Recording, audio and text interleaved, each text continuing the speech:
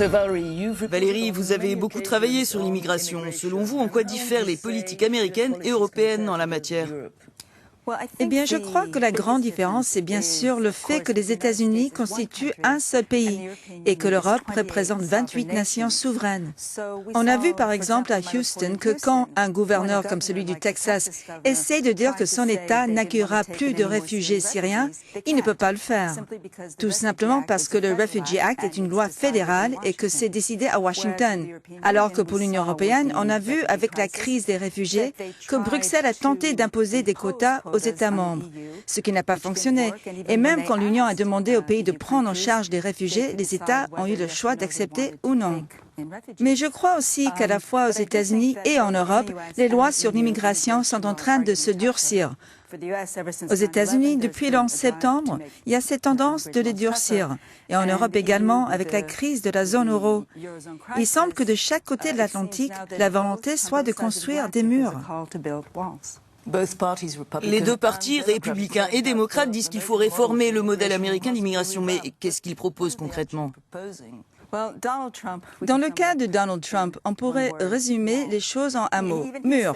Il a dit lui-même, vous savez, il défend une position radicale en voulant construire un mur entre le Mexique et les États-Unis.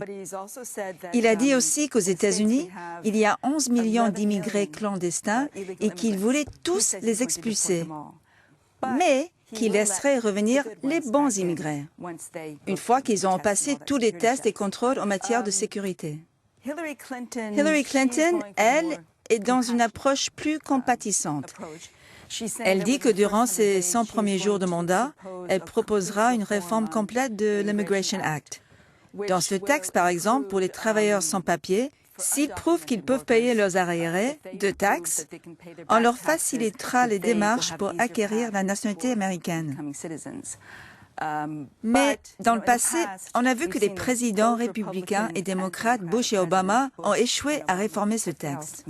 Valérie, en fin de compte, est-ce que toute cette attention portée à l'immigration dans la campagne ne risque pas de se retourner contre les candidats, autrement dit, d'être contre-productive?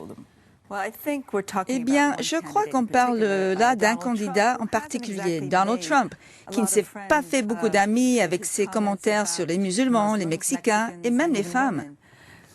Mais maintenant que les élections de novembre se rapprochent, Donald Trump commence à modérer son message.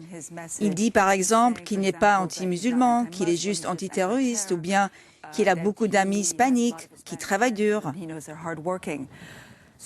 Donc, on va voir. Le scrutin s'annonce de plus en plus serré d'après les derniers sondages.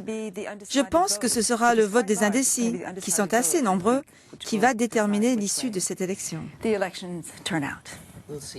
Thank you, Valerie. Thank you.